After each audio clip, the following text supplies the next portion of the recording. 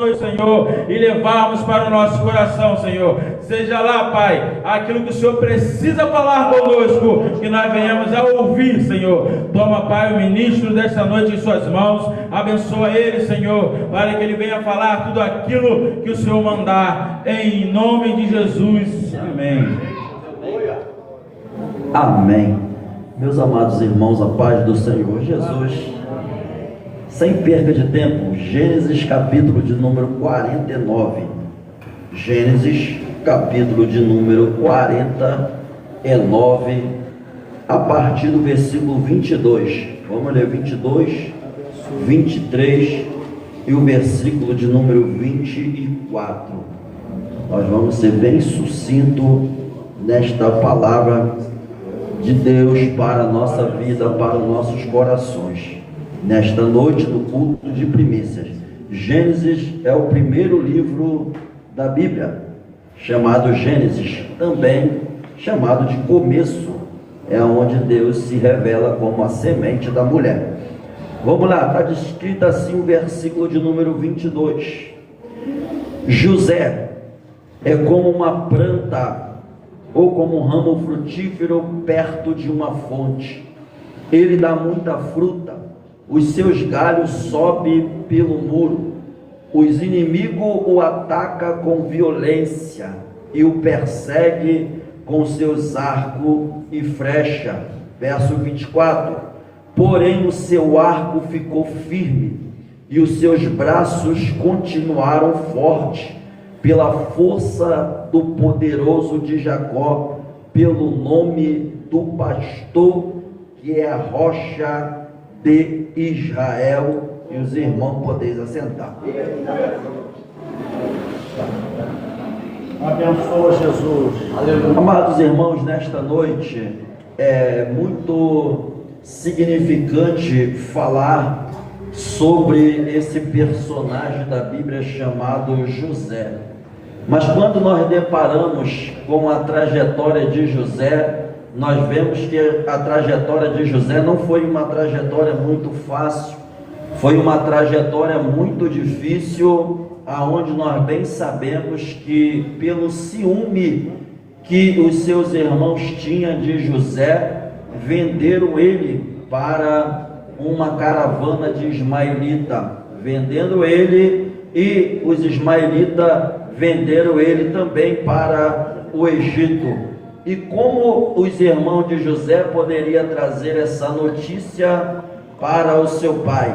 Eles inventaram uma história que o seu filho mais novo tinha sido morto por uma besta no campo, pelo animal feroz, e só trouxeram a túnica de José, aquela túnica que o pai fez com carinho, aquela túnica que era uma túnica de destaque para a vida de José, não porque ele era o melhor, mas porque o pai Jacó tinha um apreço muito grande pela vida de José. Vale lembrar que o capítulo 49 fala das bênçãos que Jacó, antes de morrer, ele abençoou todos os seus filhos.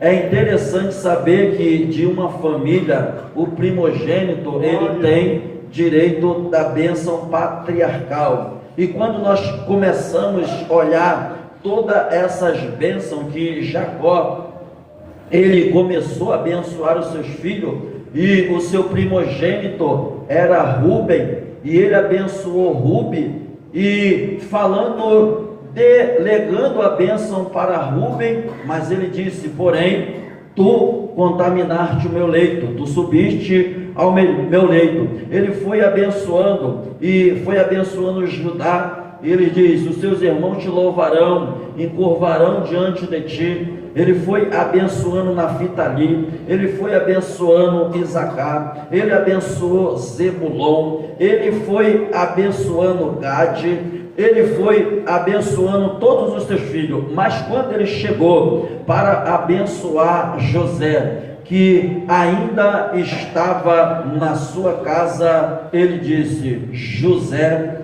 é uma planta perto de uma fonte. Destaca isso: José é uma planta perto de uma fonte. Sabe, amados e queridos irmãos, que existe na Bíblia fontes superiores, existe na Bíblia também fontes inferiores. Vale lembrar que poucas pessoas conseguem destacar a diferença de fontes superiores e de fontes inferiores. E onde está escrito isso, presbítero Marcelo? Sabe quando a Bíblia diz que Axa, ela estava esperando um noivo, e a Bíblia diz que Moisés, ele fez uma promessa para quem conquistasse Hebrom, e o pai de Axa, ele falou o seguinte: quem conquistar Hebrom para mim, eu darei a minha filha. Não existia naquela época, naquela região, uma moça mais interessante que Axa, mais bonita, mais formosa, mais perfeita. Otiniel era um dos guerreiros, e ele juntou os seus homens e foi até a terra de Hebrom. A terra de Hebrom era habitada por gigante. Era impossível ganhar briga com um gigante, mas a Bíblia diz que Otiniel ganhou essa briga e conquistou Hebrom para o seu sogro. Ele deu a sua filha como mulher, e todo pai, quando dá uma filha, ele também dá um dote, ou seja, uma garantia de alguma coisa. E o que o pai dela deu? Deu campo para ela, deu terra, mas essa terra estava seca. E é interessante que quando Otiniel, ele vai persuadir a Axa e disse: Axa, o teu pai nos deu terra seca, e terra seca não produz, e terra seca não prospera, e terra seca ela não fecunda. E o que nós vamos fazer? Persuade o teu pai, vai lá e pede uma benção a ele. Eu aprendo, irmão, sempre com as escrituras sagradas, Juarez, que só abençoa quem tem bênção, só dá alguma coisa quem tem. E o pai dela tinha bênção para dar. Ela guardou o seu jumento e foi em direção ao seu pai. Chegando em direção ao seu pai, ela disse: pai, tu me deste terra seca, peço que tu me dê um presente. E o pai dela disse: o que tu queres, minha filha, que eu te dou? A primeira coisa que Axa falou para o seu pai, com muita inteligência, com muita precisão, com muita sabedoria, ela disse: eu quero fontes superiores e também quero fontes superiores. Que isso, Gil?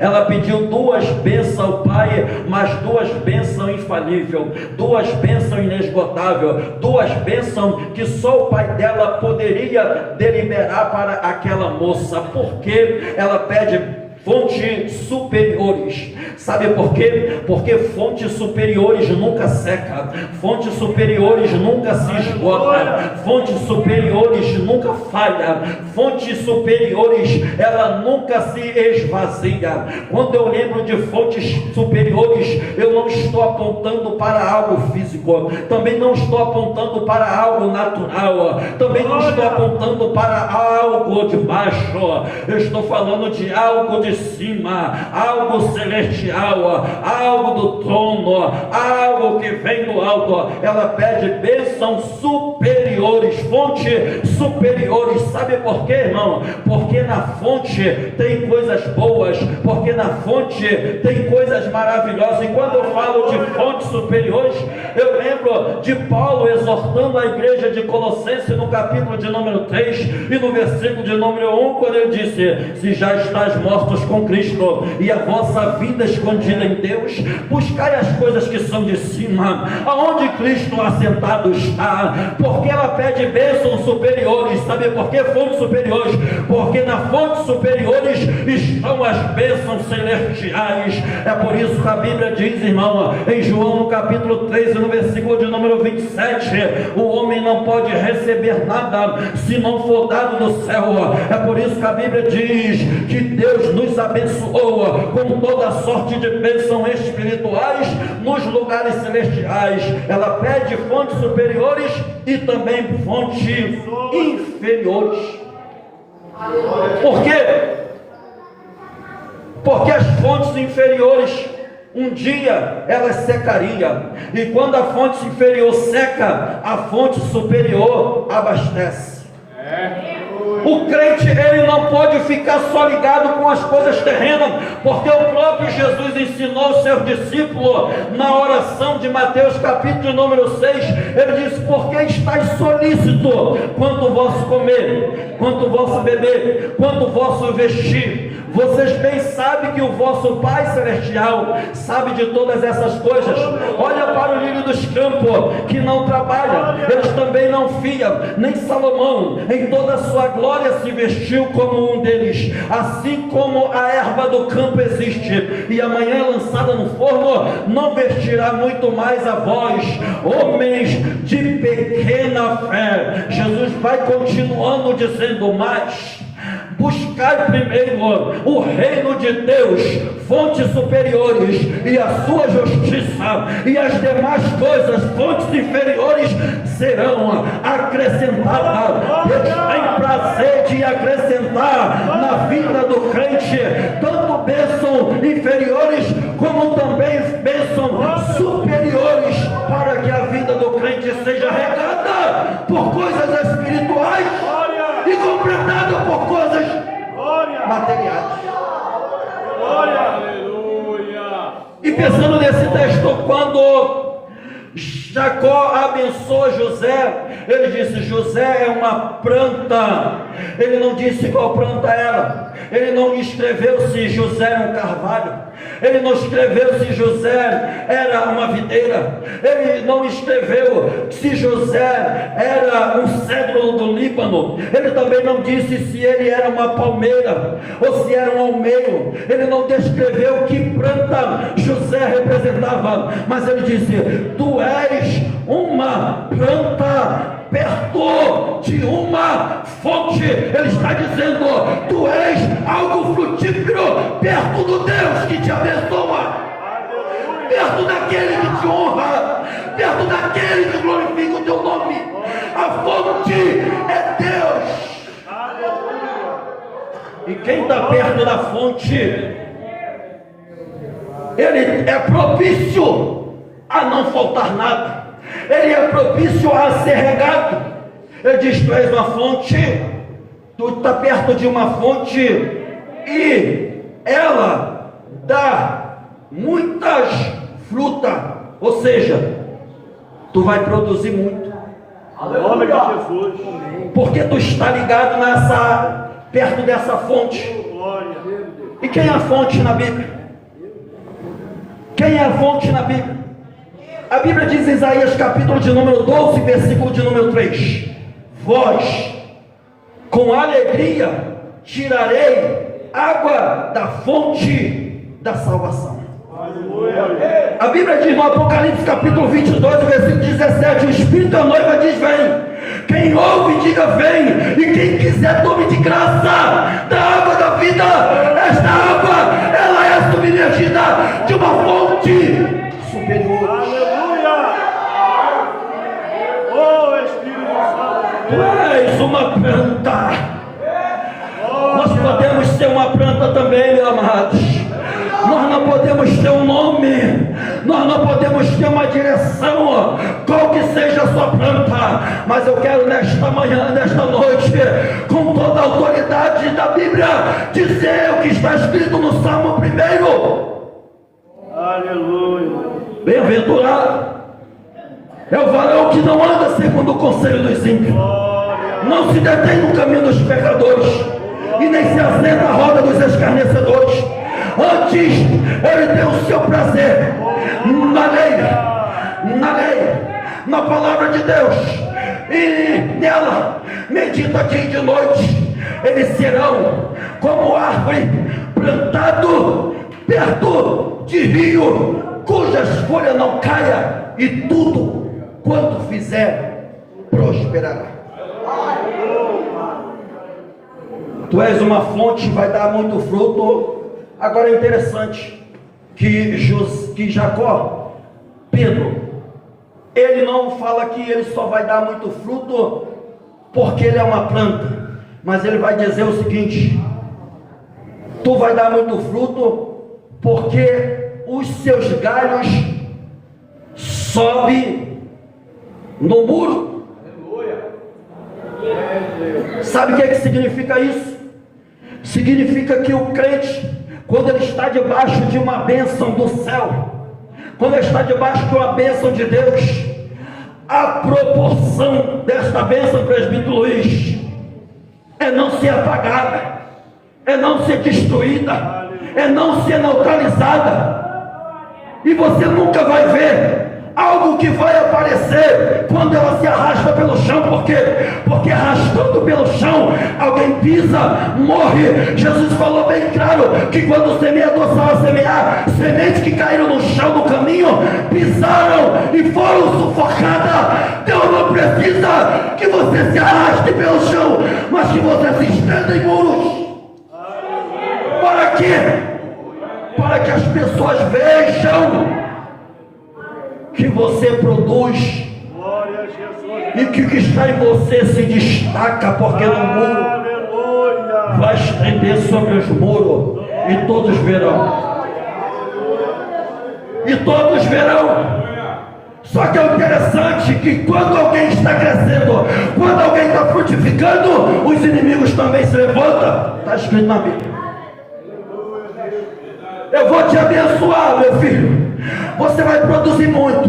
Tu é uma planta frutífera, mas tem porém, os inimigos te atacarão com violência. Ou seja, sem piedade, tentarão te destruir de todas as formas. Eles te perseguem com seus arcos e com as suas flechas. Aleluia. Entenda que os inimigos da igreja pode ser homem, pode ser pessoas, mas também são os principados e a potestade. Demônios, Luiz, não te ataca com flecha e arco. Ele está apontando para homens, ele está apontando para pessoas.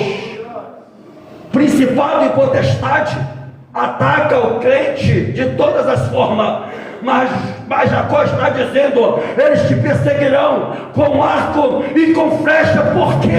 Porque os teus ramos vão se estender, eles vão ser visíveis. As frutas que você vai produzir vai ser visível aos olhos daqueles que estão te observando. Eita glória!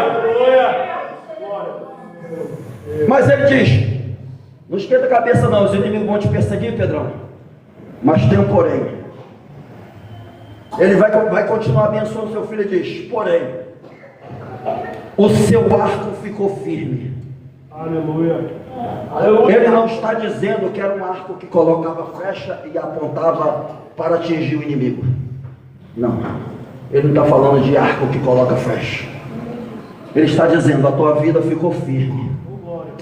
O teu propósito ficou firme na minha presença. Além de ficar firme, o seu braço continuou forte. A Bíblia diz que com eles está o braço da carne, mas conosco está o braço do nosso Deus. Pela nossa força, os nossos braços são infalíveis, mas pela força de Deus, o nosso braço sustém o forte. Ele vai continuar dizendo: pela força do poderoso de Jacó, pelo nome do pastor, que é a rocha de Israel. Jacó está dizendo para José: José, tudo isso vai acontecer contigo, mas existe um pastor que vai te proteger. Existe uma rocha que vai cuidar de você. Essa rocha não é uma rocha física que é criada em algum lugar. Essa rocha não é rocha de Gibraltar. Essa rocha não está localizada nas cordilheiras dos Andes. Essa rocha não está localizada em uma região montanhosa. Essa rocha, ela não é destaque. Essa rocha não é a rocha que sustenta o Cristo Redentor de braços abertos no Rio de Janeiro. Essa rocha não é aquela que sustenta o bondinho para ele atravessar da urca até lá em cima. Essa rocha, o nome dele é Jesus. Ele é o poderoso de Jacó. Ele é a força da igreja. Ele é a nossa canção. Esta rocha, José, que vai te sustentar. É por isso que você vai ver José passando o que passou, entrando no calabouço, sendo perseguido, sendo tentado pela mulher de Potifar. Mas ele resistiu. A gente não tem nem noção como que era a mulher de Potifar, mas para ser uma mulher de Potifar, deveria ser uma mulher que chamava a atenção de todo mundo. E aquela mulher tentou seduzir José, e José não abriu mão da mão do pastor de Israel. José não abriu mão do arco que lhe susteve. José não abriu mão porque ele é uma planta frutífera. José não abriu mão porque ele estava perto de uma fonte.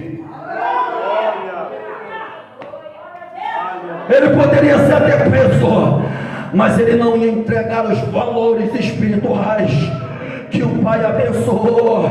É por isso que a Bíblia diz em Provérbios 10, 22: a bênção do Senhor enriquece e não acrescenta dores. Maravilha! Aleluia! Nós temos toda a possibilidade de ser uma planta frutífera. Nós temos toda a possibilidade de ser sustentado pelo pastor de Israel.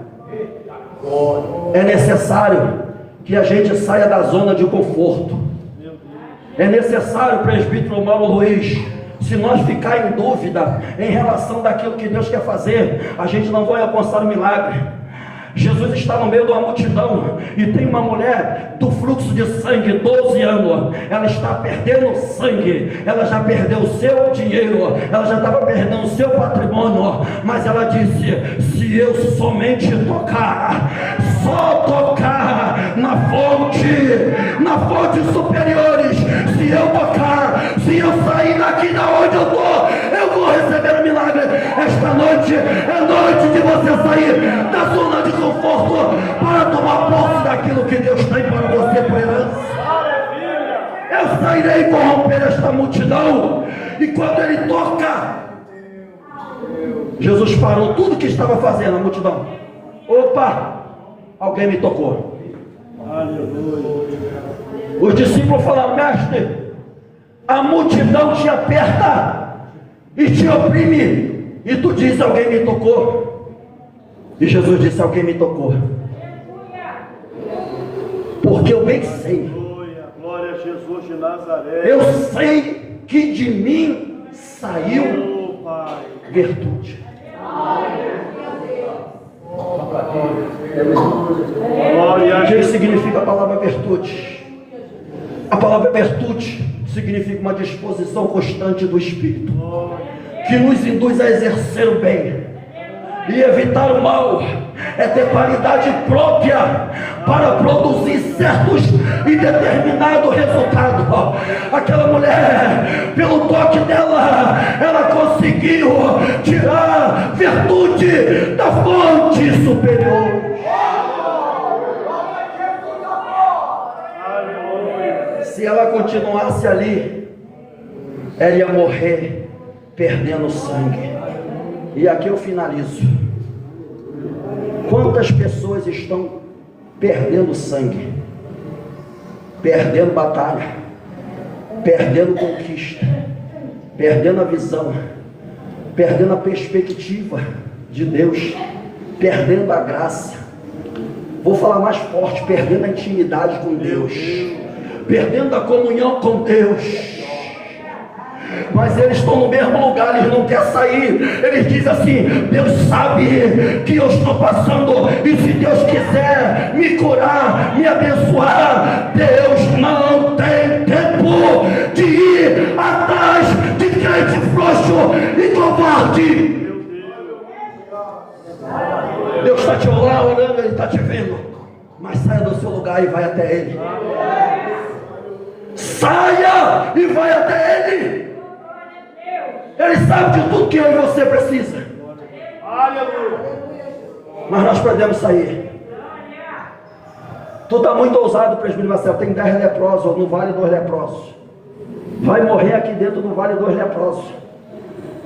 Vai perecer aqui dentro do vale do leproso. Mas eles tiveram uma ideia: eu não vou morrer aqui não. Eu vou sair daqui. Eu estou impuro. Eu não posso andar no meio da multidão, mas eu vou sair daqui. Vamos sair, vamos sair, vamos sair. Vamos sair, topa sair daqui. Vamos, 10, então vamos nós sair. Os outros ficaram lá. Só não recebe milagre e bênção de Deus quem fica, porque quem sai recebe somente pela atitude. Isso, todas as vezes que tu sai, tu é surpreendido. Sabe por quê? Porque tu saiu, deu de cara com quem? Com Jesus. Jesus, se tu quiseres, tu pode me tornar limpo. Jesus olhou para os 10 e disse: vai até o sacerdote. Sabe aonde está a atitude do teu milagre? Não é quando tu volta, mas quando tu vai. Vai. Eles nem chegaram no sacerdote, nem chegaram no sacerdote, e Jesus já tinha operado o milagre na vida deles. Sabe por quê? É a atitude de sair do lugar, é a atitude de se levantar, é a atitude de se desprender, é a atitude de não ficar afastado. A Bíblia diz em Miqueias 2:10: levantai-vos e andai-vos, porque não é aqui o lugar do vosso descanso, por causa da corrupção que destrói, e sim que destrói grandemente. Que Deus abençoe nesta noite, em nome de Jesus. Aleluia! Glória a Deus! Maravilha de Deus, né? Então, se você está na zona de conforto, saia, vai até Ele. Se você está esperando, não faça isso. Tinha um homem chamado Centurião, ele falou assim: olha, eu vou, porque eu sei que com Ele está. Aleluia! Aleluia!